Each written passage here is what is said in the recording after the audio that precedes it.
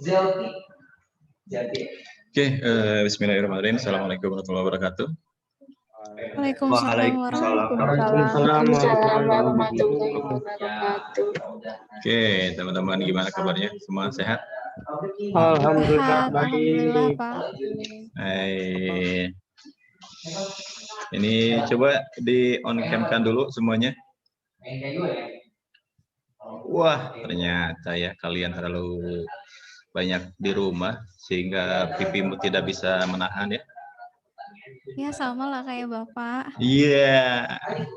Emang saya embung juga ya. Makasih ya Yunsol ya, ya ampun. Sama-sama, Pak. Ya nggak beda jauh ya kita pipi kita ya. Iya, Embungnya ya. begitulah.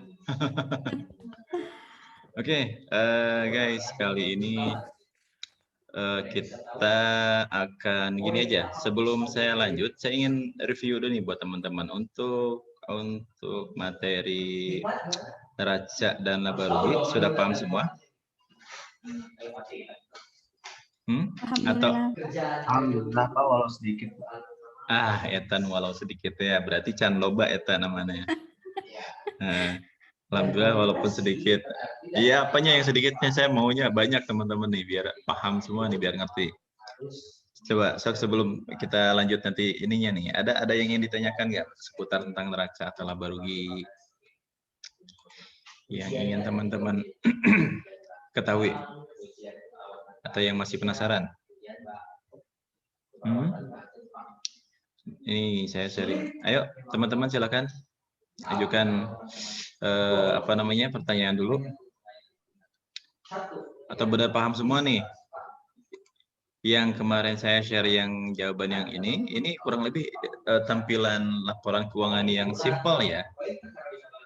Saya bilang ini bicara simpel ya, sederhana ya, yang seperti ini. Nanti kita akan mulai masuk ke yang audited. Audited lebih seru. Kawan, ayo. Tapi basically teman-teman harus paham dulu yang ini dasarnya. Kalau teman-teman paham dasarnya ini, baru nanti mau apapun juga risikonya, teman-teman akan paham. Dan nanti teman-teman akan harus bisa membaca laporan keuangan yang audited. Gitu. Oke, sekali lagi saya mau nanya, teman-teman tadi kan ada yang masih sedikit tuh, yang nggak ngertinya sebelah mananya?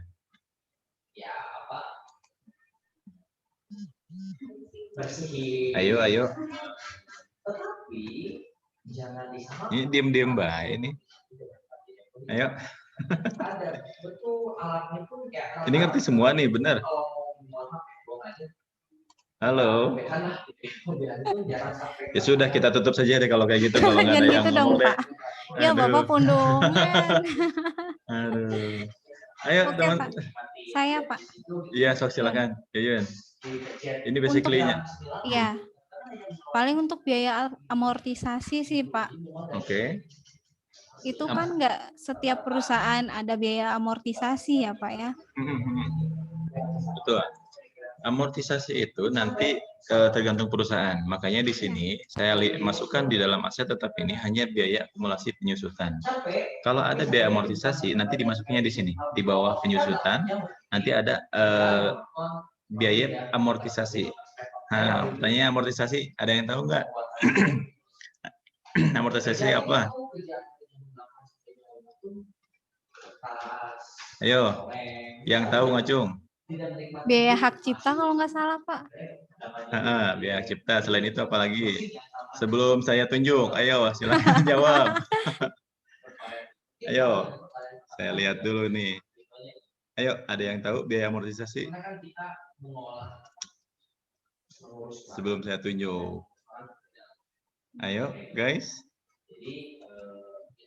Yang pura-pura tunduk langsung di off cam kan? Yang off cam saya akan tunjuk, saya akan pilih. Makanya silakan on cam kan dulu semuanya. Ya, langsung pada on cam ya. Ayo silakan on cam kan dulu semuanya. Yang off cam saya akan tunjuk untuk menjelaskan amortisasi. Yang off cam di sini saya lihat. Waduh, langsung pada on cam semua. Tiba-tiba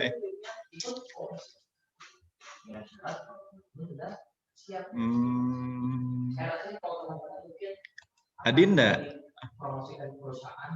Langsung on cam Adinda. Saya pengen dengar suaranya Adinda deh. Adinda, apa yang kamu ketahui tentang amortisasi? Adinda Indriana. Iya, pura-pura ngelag. Halo, Adinda. Jelas nggak? Ah, ini kacau juga nih. Ilham deh, Ilham Purnama. PPL, ayo. Ya Pak, Ayo, apa yang kamu ketahui tentang amortisasi? tentang apa Pak? Amortisasi. Yang neraca itu ya Pak ya? Duh, nggak bawa catatannya Pak, lupa. Aduh, malum catatan si Boy ya. Enggak. Boleh dibantu sedikit nggak Pak? Nanti kalau saya salah, tolong dikoreksi. Boleh. Ya, sebelum saya menambahkan, coba saya ingin dengar suara yang lain dulu. Oke. Yuyun boleh ikut jawab nggak Pak? Boleh. Sok Yuyun apa? Selain Ya. Hak Cipta.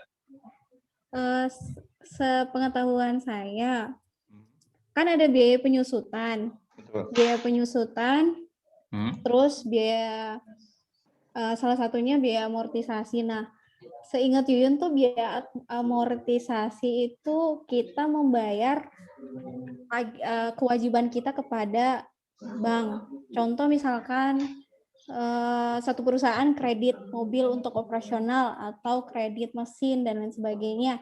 Nah, biaya kewajiban tiap bulan kita itu yang dibayar ke bank itu disebut biaya amortisasi.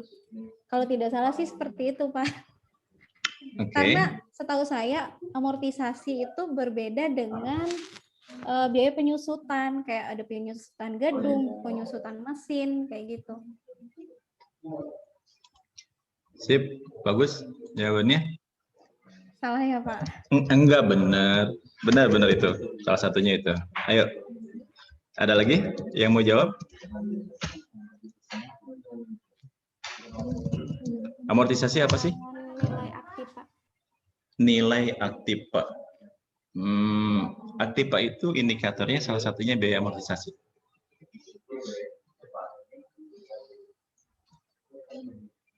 Ya, bahasa lain dari amortisasi? Pembayaran utang yang dibatasi periode tertentu, Pak. Pembayaran utang yang dibatasi oleh Periode tertentu. Periode tertentu. Bisa itu masuk ke jangka panjang atau jangka sih, nanti ke pasifa masuknya. Ada lagi? Suatu prosedur yang dilakukan secara bertahap dalam jangka waktu tertentu untuk mengurangi nilai aktiva tak berwujud dan nilai biaya, Pak. Gimana poinnya apa? Sorry. Amortisasi adalah suatu prosedur yang dilakukan secara bertahap dalam jangka waktu tertentu untuk mengurangi nilai aktiva tak berwujud dan nilai biaya. Oke, teman-teman gini.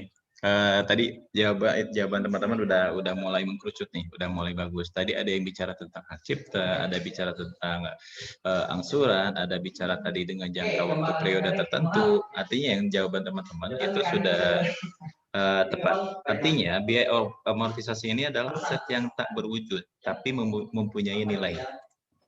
Ya, yang tidak berwujud tapi punya nilai ini, teman-teman kalau bisa lihat secara harfiahnya, pengertiannya. Intinya dari amortisasi di sini adalah suatu proses pelunasan utang. Nah, ini kalau ini contohnya kayak tadi ya, pinjaman kredit ya. Pembayaran tagihan bulanan pada kredit kendaraan, pinjaman kartu kredit, pinjaman KPR, ini bisa disebut dalam amortisasi. Kalau misalkan tadi kan di dalam pasifa itu ada pinjaman jangka pendek, jangka panjang. Nah, itu seharusnya itu nanti ada biaya amortisasi. Intinya kayak gitu. Nah, tapi kalau misalkan satu perusahaan dia tidak memiliki pinjaman, ya berarti tidak ada biaya amortisasi. Betul. Yang kedua adalah biaya amortisasi itu bisa disebut biaya dividen. Dividen itu adalah pembagian saham. Itu bukan gono gini ya. bagi hasil ya, dividen ya. Nah, dari bagi hasil di sini, dari hasil nanti omset perusahaan, intinya kayak gitu. Ini pun termasuk nanti biaya amortisasi. Oke, sampai sini clear? Clear. Oke, jelas ya. Nah, selanjutnya, basically teman-teman yang kemarin udah teman-teman pelajari seputar ini adalah dasar basically teman-teman harus paham betul mengenai neraca dan laba rugi. Di sini teman-teman kan harus ingat aja, kalau posisi yang sebelah kiri ini adalah posisi aktiva. Dan di sini adalah pasifa. Ini hanya kanan dan kiri, bisa jadi di bawah pun bisa. Nah, dari sini ini disebutnya unaudited atau tidak audited. Kalau audited seperti apa, Pak? Nanti banyak breakdown-nya. Kalau teman-teman nanti kalau dengar istilah breakdown dari laporan keuangan ya sudah, nanti dari laporan keuangan breakdown-nya itu nanti turunannya itu nanti lebih detail lagi. Nanti bicara kas itu ada kas tunai, ada kas piutang, dan kas yang lain itu nanti banyak banget indikatornya. Nah, ini adalah dasar. Kalau teman-teman nanti harus sudah tahu nih aset lancar ini apa saja komponennya, aset tetap komponen apa saja, terus ini ekuitas dan ini jangka panjang ekuitas. Nah, ini harus teman-teman harus sudah paham semua. Dasar ini baru kita bisa membaca laporan keuangan secara audited atau yang sudah go public. Nah, di sini saya akan kasih tahu nih buat teman-teman, ini pembelajaran secara global, secara umum. Ini caranya teman-teman untuk mengetahui bagaimana teman-teman mendownload dan mengetahui laporan keuangan perusahaan yang sudah TBK. TBK apa sih singkatannya? Ada yang tahu? Terbuka. Oh, siapa yang jawab tuh? Sahrul, Pak. Oke, Sahrul. Terus kalau terbuka itu kayak gimana tuh maksudnya? Apakah perusahaannya buka-bukaan atau gimana? Jadi laporan keuangannya dapat dilihat oleh siapa saja, Pak? Oke, dapat dilihat dan dapat diakses oleh semua kalangan. Oke, oleh semua kalangan yang sudah TBK wajib hukumnya men-sharekan, melaporkan laporan keuangan ke khalayak umum, baik itu nanti ke investor, baik itu nanti ke masyarakat secara umum, baik itu ke debitur, baik itu ke pemerintah. Dan itu nanti BPK atau KPK ataupun nanti yang lainnya itu akan bisa melihat dan acuannya dari sini. Gitu, teman-teman. Ya, nah, Pak. Untuk cara mendownload dan mendownload laporan keuangan gimana cara bacanya? Nah, yang pertama adalah nih teman-teman misalkan saya nggak tahu Pak, kan banyaknya dia sumbernya adalah dari Bursa Efek Indonesia. Apakah cari di sini Bursa Efek Indonesia? Bukan. Tapi di sini adalah teman-teman tulis laporan keuangan IDX. Ya, IDX di sini nanti akan muncul ketika kita klik yang ini, ya. www.idx.co.id, berarti nanti akan muncul seperti ini, gitu. Nanti akan muncul ini IDX dalam bentuk laporan keuangan atau websitenya BI, Bursa Efek Indonesia. Dan di sini teman-teman nanti bisa melihat secara banyak nih perusahaan-perusahaannya. Nih. Ada Astro, ada HK, ada asuransi, dan semua yang ini TBK ini akan bisa diakses oleh semua orang, termasuk adikarya yang sudah TBK, misalkan. Terus kita pengen tahu nih, BRI dia sehat apa tidak sih? Nah, nanti kita bisa lihat di sini. Dan semua ini real, tidak ada yang fiktif. Karena apa? Ini ketika gini, nanti teman-teman kalau perusahaan yang sudah TBK itu jelas nanti ada namanya akuntan publik. Akuntan publik itu dia harus secara akurat mungkin akan melaporkan keuangan ini dengan sereal-realnya. Karena apa? Kalau salah satu perusahaan itu dia tidak melaporkan secara real dan ada pemeriksaan dari BPK, itu akan kena sanksi, dan sanksi yang paling fatal adalah bisa jadi ditutup perusahaan tersebut. Gitu. Ya, makanya teman-teman ini harus perusahaan-perusahaan ini, Pak, ini udah valid nggak laporan keuangannya? Ini sudah valid. Dan ini udah sudah jelas banget deh ini semuanya. Nah, ini kita contoh nih. Nah, ini yang sudah saya download adalah Astra Agro Lestari. Ya, nanti dari ketika kita sudah klik salah satu ini, nanti kita bisa cari Dan nanti kita bisa akan download nih annual report-nya yang tahun 2020. Kalau 2021 ini tidak akan satu periode, tapi biasanya satu triwulan. Per triwulan. Satu tahun ada berapa triwulan? Ayo. Ada? 4. Satu tahun ada 4 triwulan. Kalau satu tahun ada berapa semester? 2. Nah, bagus. Kalau satu tahun berapa tadi? Berapa triwulan? 4 Pak. Oke, ingat triwulan itu adalah berapa bulan? 3. Oke, 3. Satu semester 6 bulan dan satu periode adalah 1 tahun. Teman-teman harus terbiasa dengan itu. Ya. Oke. Oh Pak, ini laporannya per triwulan atau saya dapat datanya hanya 3 triwulan. Oh berarti 3 triwulan. Jadi hanya 9 bulan. Nah, rata-rata ini 2021 dia tidak melampirkan secara keseluruhan. Oh ini dia belum melaporkan keuangan. Artinya kalau ingin kita keuangan lengkap, ya sudah kita nanti akan pilih dari tahun-tahun sebelumnya. 2020 ini sudah satu periode. 2019 ini juga sudah satu periode. Dan ini nanti wajib hukumnya akan melampirkan di sini. Nah, ini kita anggap nih, yang saya asra di sini, kita akan download di sini. Dan di sini, di dalam profilnya itu, ini sudah dijabarkan semua, dari mulai kondisi perusahaan, dari STM sampai segala macam semuanya ada. Nih, Pak, balik lagi di sini. Pak, kalau misalkan saya mau mengangkat judul itu harus gimana sih? Ingat, kalian mengangkat judul harus ada permasalahannya. Misalkan kalian tentukan dulu, mungkin yang saya secara globalkan dulu ya. Teman-teman nanti tentukan keywordnya, kata kuncinya. Ketika kata kunci itu teman-teman dimasukkan, baru mulai itu udah ke gambar. Oh, arahnya kemana? Terus sambungkan ke lokusnya, lokus penelitiannya di mana? Oh, Pak, sektornya ternyata ini sektor perbankan. Oh, Pak, ini sektornya agraria, misalkan. Ini kayak gini. Astra Agro Lestari. Agro ini sudah pertanian. Ini bukan motor ya, tapi ini agro. Berarti ini berkaitan tentang pertanian. Oh, ternyata Astra memiliki perusahaan di bidang agrobisnisnya. Gitu.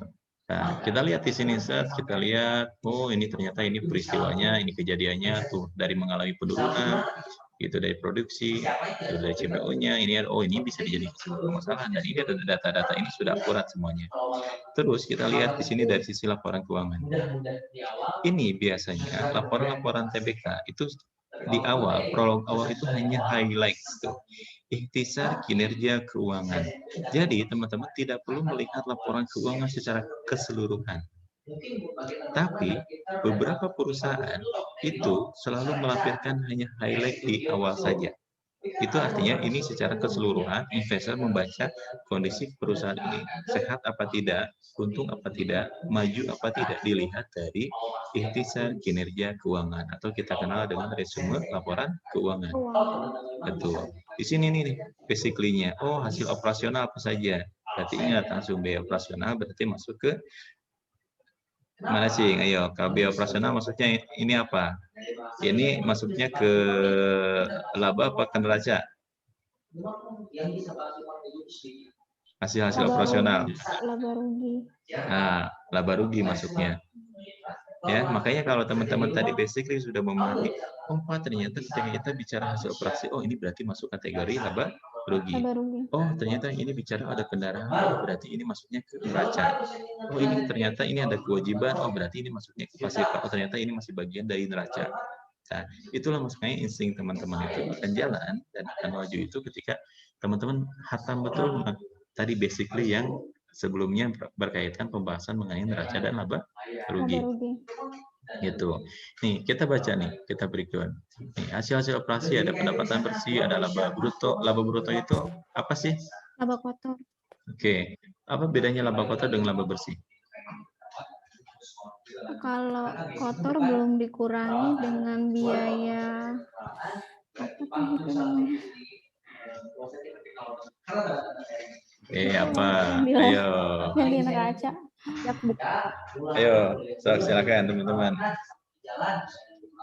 Laba bruto apa sih? Laba bruto sama kan teman-teman akan menemukan ada laba bruto, ada laba neto. Ayo. Kalau laba kotor belum kurangi pajak, Pak. Kalau laba kotor belum dikurangi pajak.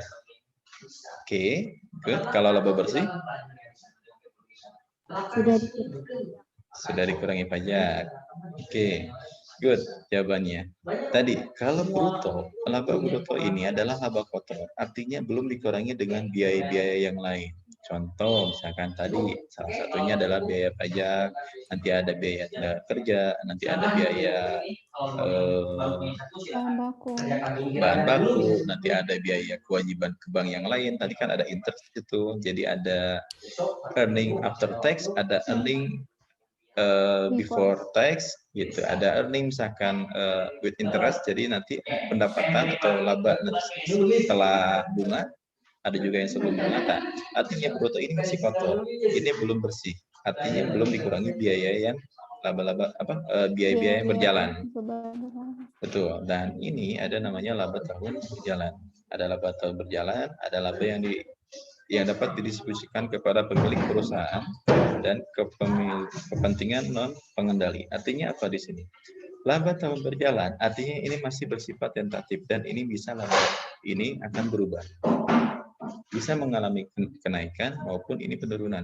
Kan Pak, ini udah 2020 kok masih tahun berjalan. Artinya laba di sini ketika dia udah mulai dimasukkan ke dalam 2021, ini akan berubah, tidak akan 893 lagi. Misalkan gitu. Kenapa kok Pak berubah 893 nggak di ini? Ketika dia katakan gini, kalian punya duit hari ini 100.000. Besok, apakah uang itu masih tetap 100.000?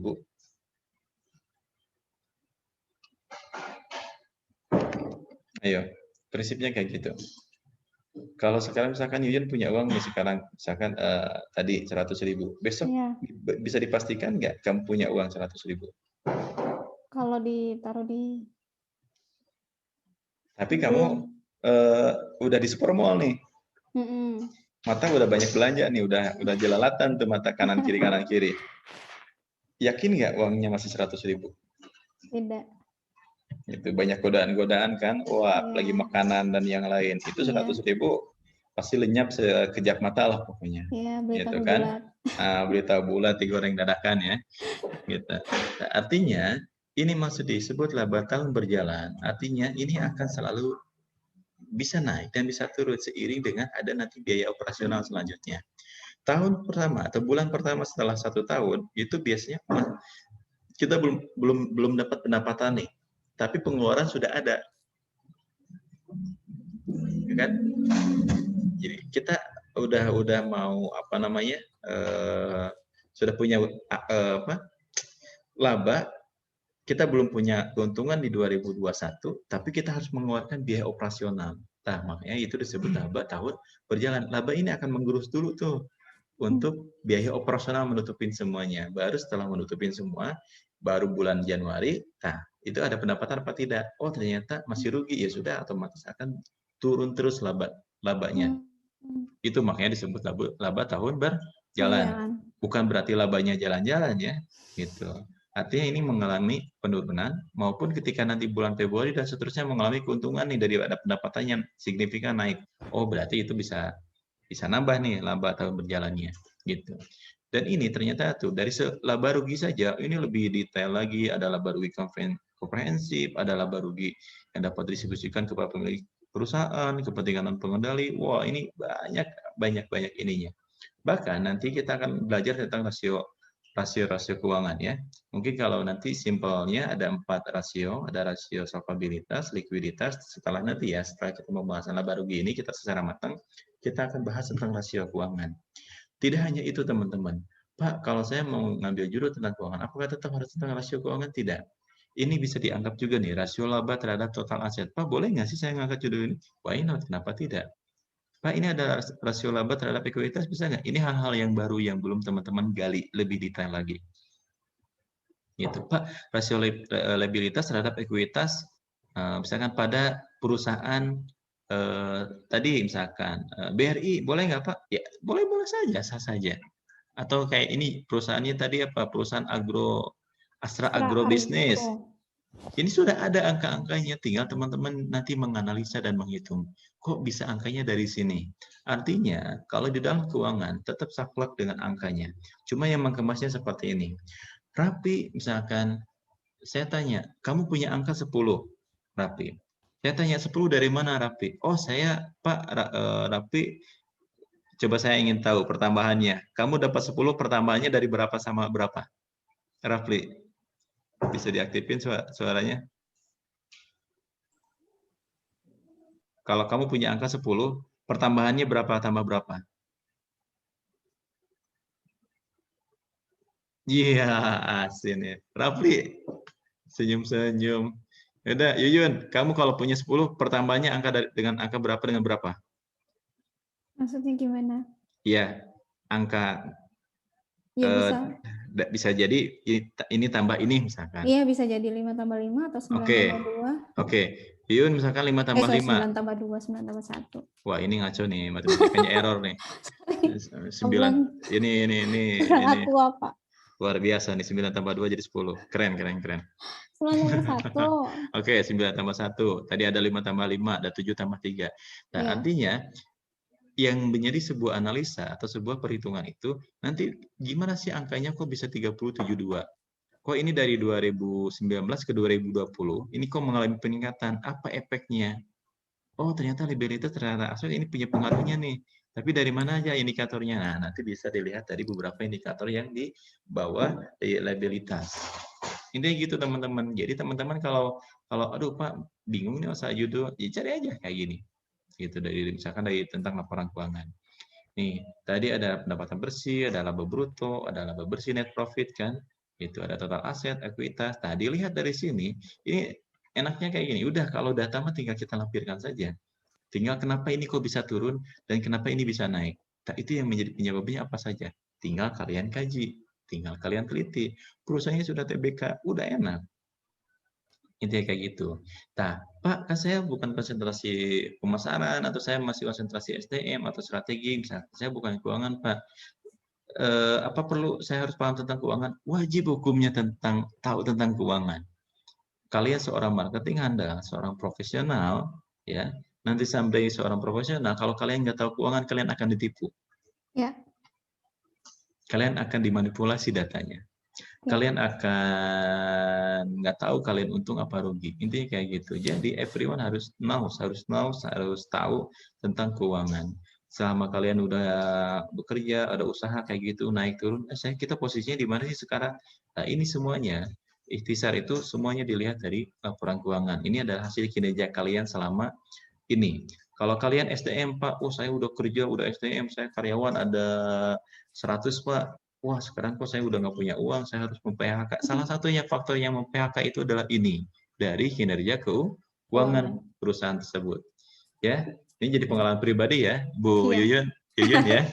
Gitu, bagaimana untuk mem-PHK sekian banyak karyawan, akibat dampak itu kan. Terus apalagi pemasaran yang awalnya pemasaran gencar kayak gitu, tiba-tiba kalian nggak punya budget untuk anggaran ini, salah satunya siapa yang memberikan keputusan itu adalah bagian keuangan. Punya duit apa enggak? Intinya kayak gitu. Terus nanti mau beli make up, ya nggak punya duitnya, jadi nggak make upnya. Terus nanti? Enggak, Pak. Iya, kayak gitu kan. Apa pengen beli mobil baby band, Mercedes Benz misalkan, tapi hanya di wallpaper saja gitu, karena nggak punya duitnya. Jadi nggak naik mobil Mercedesnya, Afra? Enggak, Pak. Iya, artinya kayak gitu. Ketika satu lagi ada lagi, Pak, saya dibekalin sama mama saya cuma 200.000 untuk cukup sebulan. Nyampe nggak sampai sebulan lagi? Saya tanya.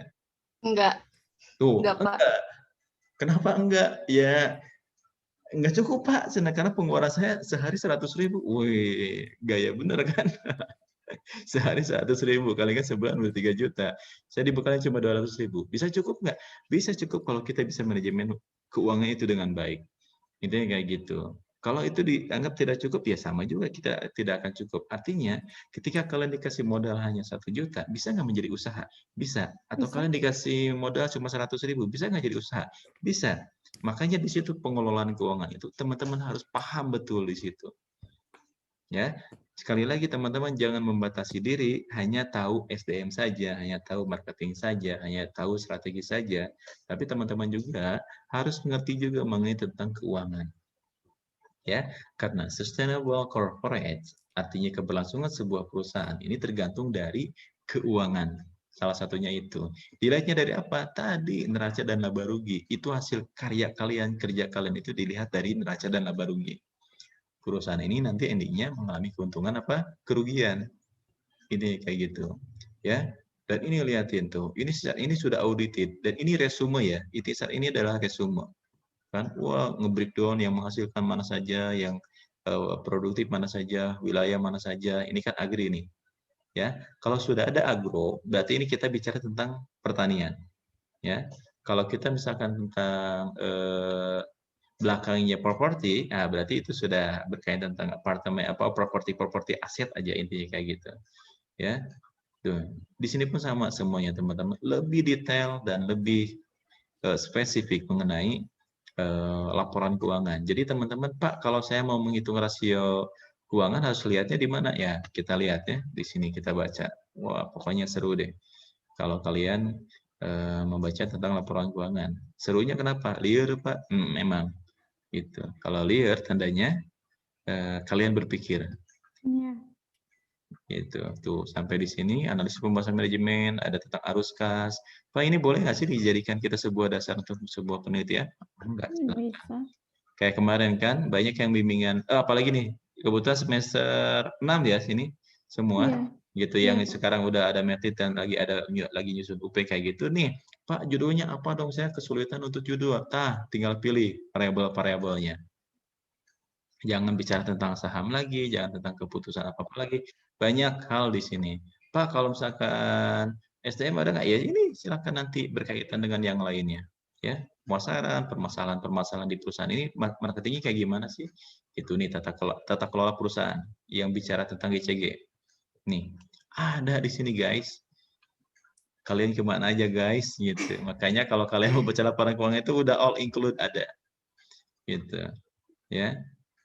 Terus tadi saya ingin audit internal nih, berkaitan tentang audit, komite audit itu apa saja. Ini bicara tentang audited semua bisa dijadikan sebuah analisa buat teman-teman. Ya. Nih, yang terakhir ada consolidated financial statement halaman 136. Oke, kita buka. Set.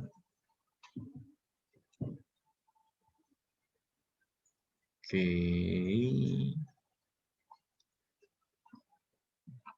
Oh, ini kebanyakan redaksinya saja. Oke, optimizing profitability to create strong financial structure. Tuh, ini udah bisa, kalau kalian olah kalimatnya, itu kalian udah bisa jadi judul. Bisa. Bisa banget. Ya. Yang kemarin siapa tuh? Andi. Nanya, Pak, judul ini bagus nggak? Judul ini bagus nggak? Saya kasih judul. Tinggal diolah kalimatnya. Ya. Oke, terus siapa lagi? Nah ini konsolidasi agro laporan keuangan konsolidian. Nih ini yang teman-teman kalian akan menemukan ketika nanti sebuah perusahaan yang sudah TBK ya, nanti kalian akan menemukan seperti ini. Ada profil, ada alamat, dan nanti pernyataan di atas materai. Ini sebagai bentuk tanggung jawab dari seorang presiden direktur dan direktur, bahwasanya laporan keuangan ini mereka bertanggung jawab. Kalau ada yang di-markup atau ada yang dimodifikasi datanya, dua orang ini yang akan kena dipanggil oleh BPK. Bahkan lebih parah lagi kalau KPK. Ya. Gitu. Endingnya adalah penjara. Artinya kayak gitu. Ketika ada terjadi manipulasi. Berarti di atas materi ini menunjukkan mereka berdua sudah memvalidkan data ini benar-benar valid. Intinya kayak gitu. Oke, nah ini biasanya menggunakan ada kantor akuntan publik. Pak, untuk apa sih akuntan publik ini? Seorang akuntan yang menyusun laporan keuangannya, dan dia pun bertanggung jawab di dalamnya untuk penyusunan laporan keuangan. Makanya nanti teman-teman harus familiar ya, oh ini dia akuntan publik, apa sih? Apakah dia seorang akuntan? Iya. Kok ada publiknya ya? Apakah dia dari lulusan administrasi publik? Enggak juga.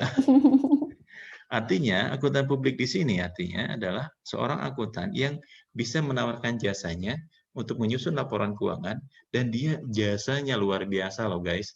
Artinya seorang Ilham Maulana pintar tentang akuntan, ya, karena anak buahnya Bu Nur, ya, Ilham, saking cintanya dengan akuntansi dia dekat terus dengan Bu Nur, gitu. Jadi jago akuntan, Pak, itu menjanjikan nggak profesi itu? Sangat menjanjikan. Ini seorang akuntan publik ini mengaudit dan membuat laporan keuangan satu perusahaan ini, ya minimal satu apa ya, satu Avanza lah, gitu. Minimal ya saya bilang, gitu. Jadi kalau misalkan Bima liliuran cari ini, cari usaha, cari kerja yang punya penghasilan gede, ya jadilah akuntan publik, ya nggak cepet ininya, ya. Apalagi saya lah misalkan, wah Pak mau sambil rebahan Pak kerja boleh nggak? Boleh, jadilah akuntan publik. Kalau kita benar-benar kita punya value, punya nilai, dan kita punya keahlian di sini, enak. Kita punya gampang banget nanti untuk membuat usaha atau jasa kita sangat dihargai. Nih teman-teman, saya kasih gambaran lagi. Di sini ada nama aset lancar. Lihatin, kalau yang sudah audited, ini breakdown disebutnya. Piutang usaha setelah dikurangi penyisihan, tetek bengeknya ada. Piutang lain-lain, pihak ketiga, pihak berelasi. Kalau kemarin saya jelaskan di apa namanya di neraca, hanya piutang saja, hanya kas saja, kan? Nah, ketika kalian menemukan laporan keuangan seperti ini udah audited, ini sudah in-house, ya. Ini udah ada persediaan uang muka, pajak dibayar di muka, ini masuk ke dalam aset lancar Pak. Ya, ini bisa masuk juga karena ini tentatif, nilainya adalah fluktuatif. Nah, aset tidak lancar apa Pak? Aset tidak lancar apa saja tuh tadi. Nah, kalau sudah kita bicara tentang aset tidak lancar, pasti nanti akan menemukan amortisasi. Ya, kita akan menghitung semua. Muncul semua ada total aset. Gitu. Oke, ini baru kita bicara tentang masalah aset. Ini ada liabilities. Wah, ini udah tentang kewajiban-kewajiban, tentang pembayaran-pembayaran, baik itu yang jangka pendek, nanti ada jangka panjang juga, gitu. Ada ekuitas juga. Ini udah kita bicara tentang pasif, Pak. Ya, gitu. Wah, Pak, ternyata lebih panjang ya kalau audited. Betul. Sangat panjang, sangat detail, dan kita bisa tahu ini perusahaan ini untung apa tidak, kewajiban hutangnya ada berapa. Itulah kelebihan perusahaan yang sudah TBK. Gitu. Kalau belum TBK, ya itu masih bisa dimanipulasi kayak gitu, masih bisa diedit-edit kayak gitu. Ya. Nah, ini udah bicara tentang laba rugi. Wah, udah komprehensif dan yang lain. Nih, teman-teman, yang kebetulan teman-teman mengambil konsentrasi di keuangan, ini semuanya banyak bisa dijadikan sebuah komponen-komponen untuk menjadi sebuah penelitian. Baik itu hanya neracanya saja yang tadi, maupun itu nanti laba ruginya, perhitungan piutang, perhitungan persediaan, perhitungan laba kayak tadi kan, itu hal-hal yang kayak gini ini sudah banyak banget ini judul-judulnya, keren-keren kayak gitu ya. Jadi artinya teman-teman nanti harus tampak familiar. Pak, ini yang nyusun orang atau robot atau mesin? Ya, ini yang nyusun adalah orang.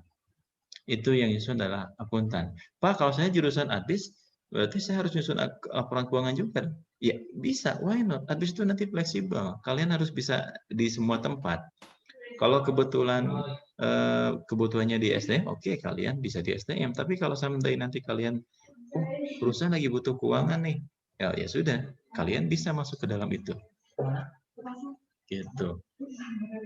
Ya, gitu. Nanti ada di keuangan gitu. Kalian nanti ketika marketing bisa, ketika kalian keuangan bisa, marketing bisa, SDM bisa, strategi bagus bisa, kalian pasti menjadi seorang minimal supervisor. Amin. Gitu. Minimal saya bilang. Apalagi nanti udah naik dari supervisor, nanti naik level menjadi manajer. Yeah. Kalau udah manajer naik lagi, ya bisa jadi nanti seorang POD atau bisa menjadi nanti pimpinan cabang. Amin. Gitu. Kalau mau misalkan udah menjadi pimpinan cabang karena bukan nggak punya saham di situ, ya sudah.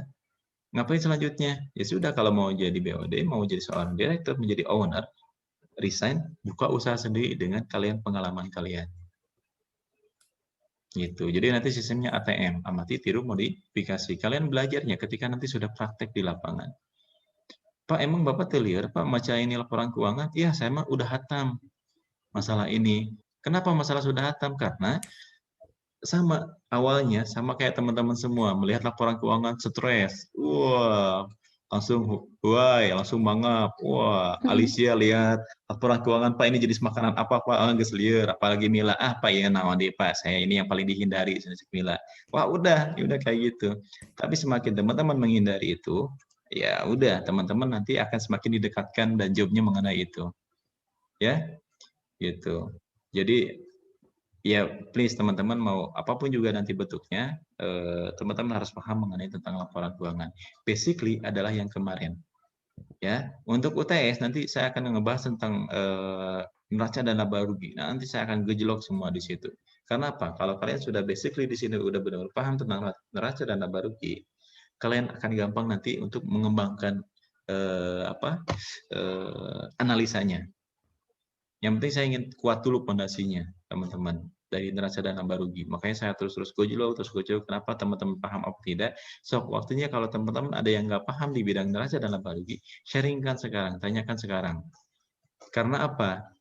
Ya, kalian nanti skripsi, kalau kebetulan pengujinya saya nggak akan nanya yang lain. Ya kan pasti seputar keuangan ya. Gitu, walaupun kalian jurusannya SDM kayak pemasaran kayak strategi lagi keuangan ya kalau ketemu dengan saya ya saya akan menanya seputar ini tentang keuangan. Makanya daripada nanti sistemnya SKS sistem kebut semalam tuh saya sekarang berikan kewenangan buat teman-teman kalau yang nggak jelas mengenai tentang neraca dan laba rugi silakan tanyakan. Oke, kita kooperatif ya, yang kalau ada yang kurang jelas silakan tanyakan. Atau ada permintaan khusus nanti, Pak, pengen bahas ini, Pak, sok silakan. Mila, ada pertanyaan, Mila? Belum apa-apa, matanya udah sayup gitu, Mila. Emang gini, Pak, matanya. Oh, lagi buka. Kirain itu udah sayup-sayup gitu, tinggal kasur udah melambai-lambai ya. Oke, teman-teman, ada pertanyaan lagi nggak? Sok seputar neraca dan laba rugi. Tadi teman-teman sudah bisa membaca dan tadi yang sekilas yang saya jelaskan mengenai untuk membaca dan apa namanya minimal teman-teman bisa membaca laporan keuangan atau mendownload laporan keuangan perusahaan. Sudah bisa? Garis besarnya Pak, iya. Garis besarnya, oke. Mau teknisnya? Nih, oke, teknisnya saya ulangi lagi deh, Pak. Kalau cara mendownload bagaimana Pak? Nih, atuh. Biar teman-teman tahu. Oke, misalkan, oh Pak, saya pura-pura nggak tahu nih. Saya pura-pura nggak tahu cara mendownload. Saya kasih ajarkan dari yang pertama. Pak, saya nggak tahu websitenya BI apa ya Pak? Ya sudah, kamu tulis laporan keuangan IDX. Pak, yang sektor misalkan manufaktur, daftar BI, oke, klik. Sip. Nah, ini kan semuanya sudah ada di IDX. Kita buka IDX-nya, kita nanti pilih perusahaannya, ya. Nanti kalau mau udah tahu, oh Pak, saya mau nge-download, ternyata apa websitenya? idx.co.id. Ini bisa menjadikan sumber teman-teman untuk cara mendownload laporan keuangan. Oke. Kita pilih di sini apakah mau laporan keuangan atau laporan tahunan. Kita tinggal pilih saja di sini. Oke, kalau laporan keuangan di sini, ini yang belum genap 1 tahun, makanya nanti kita akan pilih di sini triwulan 1, 2, 3, ataupun nanti 4 itu nggak ada, tapi tahunan langsung. Oke, atau mau langsung apa? Saya mau tahunan saja. Oke, laporan tahunan. Pak, mau saham dan obligasi? Oke, nanti teman-teman bisa masuk di sini. Kita pilihkan saham. Oke, dari 2021 itu belum selesai, makanya kita pilih di tahun 2020. Hamin 1 tahun. Dan dari sini kita akan memilih. Tuh, kita akan milih, Pak, saya mau lihat Adikarya. Adikarya ini perusahaan apa? Sektornya. Ayo, teman-teman. Adikarya, ada yang tahu ini perusahaan jenis apa? Manufaktur ya, Pak. Betul. Ini berkaitan dengan manufaktur. Misalkan, pura-pura nggak tahu deh. Perusahaan Adikarya. Perusahaan Adikarya. Oke. Oh, ternyata Adikarya di bidang konstruksi. Oh, berarti Adikarya tentang konstruksi ya. Oh, saya pengen tahu apakah ada permasalahan di Adikarya. Ya sudah, tanya Bagus ke permasalahan. Misalkan Pak, saya mau tentang saya kan jurusan pemasaran, boleh nggak Pak saya ini ya? Ya sudah, permasalahan pemasaran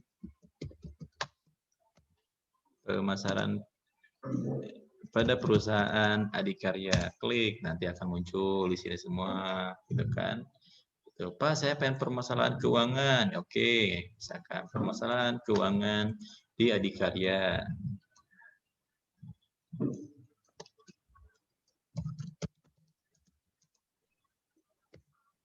Di perusahaan adikarya TBK. Tuh, setelah pada adikarya tuh nanti banyak kalian bisa melihat nih dari permasalahan yang sudah orang-orang teliti apa saja. Oh, ternyata banyak permasalahannya mengenai kalau ini kinerja keuangan. Nah, ini evaluasi tentang kesehatan keuangan. Oh, berarti ini banyak yang meneliti tentang kesehatan keuangannya. Selanjutnya, ini kesehatan keuangannya. Kita pengen peneliti yang lain. Oke, kita akan cari di sini. Set. Tadi balik lagi ke IDX. Setelah kita memasukkan kode, nanti akan muncul. Oke. Oh, kita masukkan set. Adikarya Persero TBK. Wah, berarti dia belum melaporkan nih.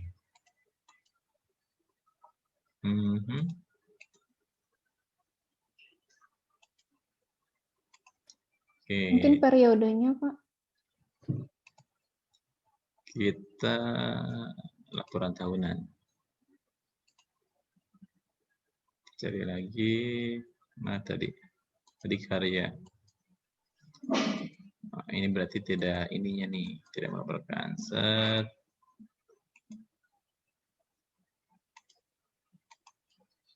Oke, berarti dia tidak melaporkan keuangannya. Belum laporin. Belum melaporkan. Kalau kok nggak ada, kok nggak muncul lah, berarti something wrong di situ. Angkasa Pura, ini perusahaan ini yang apa? lagi terkenal nih. Nih, ini yang lagi hot nih. Iya.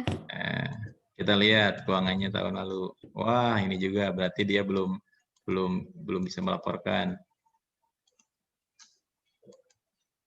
Wah, ini juga ya. Ada di bawah, Pak. Oh, maaf. Ada nih. Sebentar. Ini Astra di bawah. Sebentar. Kita masukkan dulu. Tadi Astra. Kita akan lihat Astra. Mana? Tadi itu apa? Bandara tuh? Angkasa Pura. Oh, Angkasa Pura.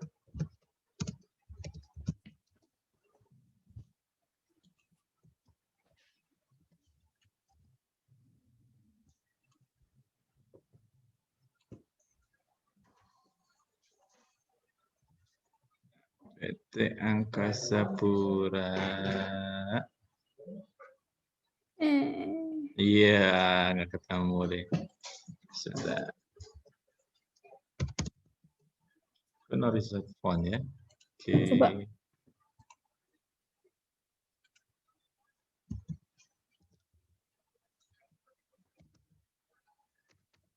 Angkasa Pura. Ah, contoh deh ya. Ini BJB ya.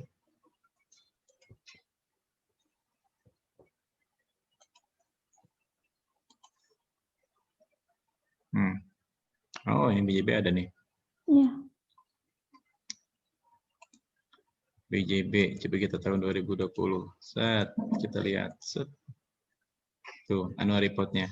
Nah, kalau yang sudah melaporkan ke OJK atau ke BI, karena gini, kalau perusahaan TBK itu biasanya yang sudah go public dan sudah bisa menjual sahamnya ke halayak umum, dan makanya wajib hukumnya dia melaporkan keuangan. Ketika sudah dia tadi kayak satu perusahaan tadi tidak bisa melaporkan keuangannya, ya itu berarti dia akan biasanya kena sanksi oleh BI. Gitu. Kalau nanti berturut-turut 3 tahun nanti misalkan sampai tidak melaporkan, yaitu ada bahan kena sanksi selain administrasi, selain penalti, ya nanti besar kemungkinan bisa ditutup. Gitu, bisa dicabut. Oke, kita lihat di sini annual report-nya. Ini lampiran-lampirannya. Ini laporan keuangannya. Ini BJB ya, BJBR. Wah. Konsisten dalam pengembangan inisiatif strategis. Ya, biasanya suka ada cover dan kita teman-teman harus terbiasa ya. Teman-teman harus bisa mengulik dari sebuah laporan ini. Ini include semua ya, baik itu pemasaran, keuangan, STM, strategi, semuanya dijelaskan di dalam satu laporan keuangan. Ada 569 teman-teman. Kalau udah 569 ya teman-teman harus bisa mengkaji ini. Satu laporan keuangan bisa menjadi sebuah permasalahan, bisa nggak? Bisa. Sangat bisa. Gitu. Set laporan Dewan Komisaris, nih profil company-nya, kilas kinerja, ini berkaitan tentang keuangan. Ikhtisarnya ya, kita akan lihat ikhtisarnya, halaman 22. Oke. Tuh. Ini bank lebih seru nih kalau bank. Tuh. Aset. Bapak pakarnya deh kalau di bank. Ini saya suka mengulik nih hal-hal yang kayak gini nih. Seru lah pokoknya, aset kita baru bicara aset aja ini udah banyak banget nih latihan perbankan.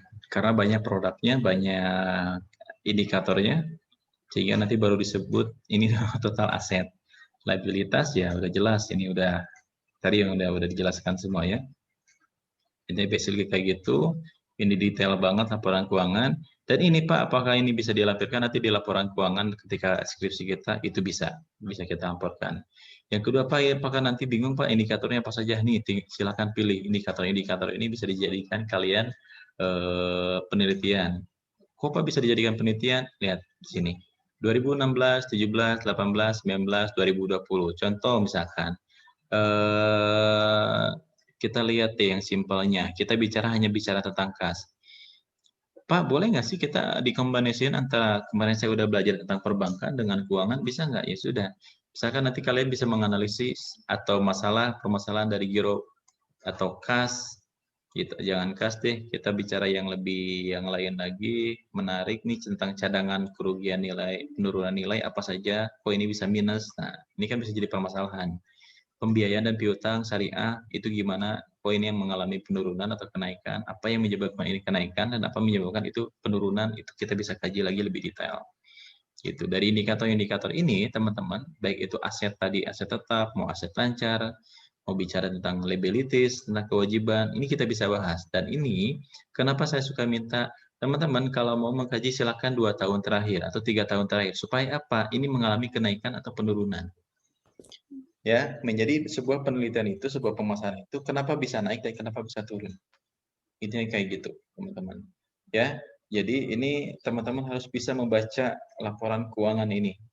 Terlihat rumit, tapi ini bisa dijadikan kalau kalian udah pecah satu-satu, oh itu lebih tahu. Oh ternyata saya hanya ingin menganalisis tentang liability-nya saja, Pak.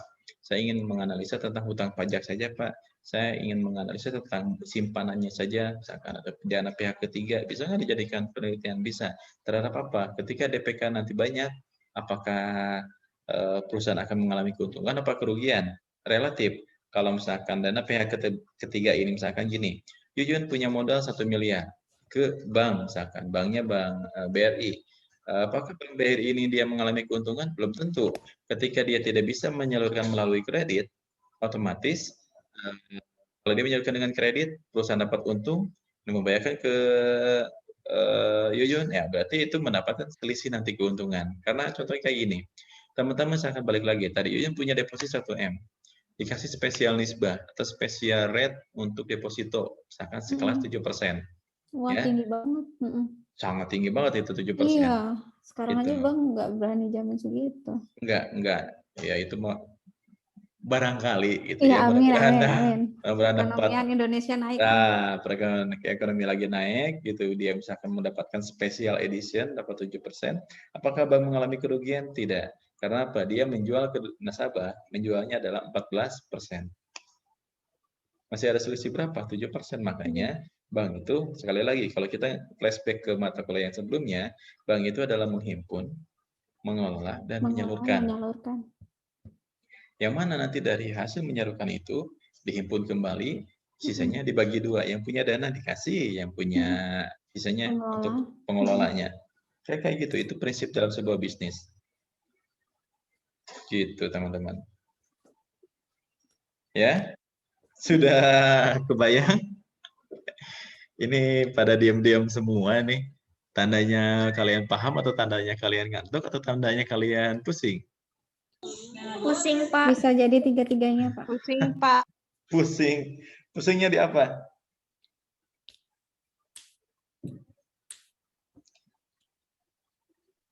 Sekarang kita discuss.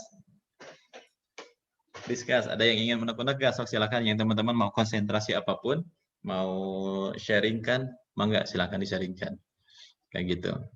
Oke, kalau saya dipaksakan nanti ke masalah angka, nanti kalian semuanya pada tidur semua nih, udah pada jeprak semua lagi. Ya, pokoknya gini, teman-teman, prinsip dalam keuangan itu udah valid ya, artinya angka itu tidak bisa di otak-atik lah. Kalau angka itu sudah valid, artinya kalau udah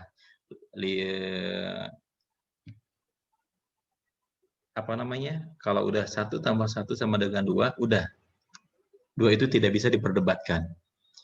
5 tambah 7 misalkan sama dengan 12. 12. Tidak ada yang diperdebatkan. Kalau 9 tambah 2 berapa, Yuyun tadi? Oh, 11. 10. Oh, 11. Ya, kalau kamu jawab 10 baru kita akan debat ya. Gitu. 9 tambah 2 11. Berarti tidak ada yang tidak bisa didebatkan karena angka itu sudah valid namanya. Itulah kelebihan kalau teman-teman harus apik dan harus kuat di dalam sebuah hitungan dan analisa. Sekali lagi, kalau kalian tidak paham mengenai tentang keuangan, siap-siap kalian akan ditipu. Itu saja.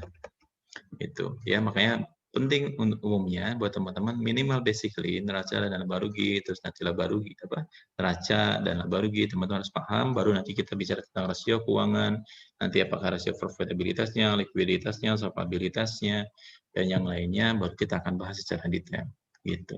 Oke, sampai di sini ada pertanyaan? Tampaknya ini sudah tegang semua.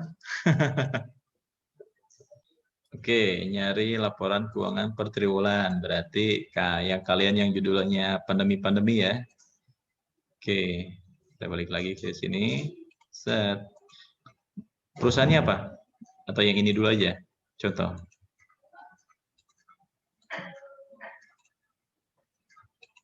Sudah laporan keuangan. Ini sudah. Nanti masuk ke IDX. Nanti kita pilih laporan keuangan. Bukan laporan tahunan. Kita pilih perusahaannya di sini, misalkan kita pilih lagi yang lain. Kita acak-acak, set.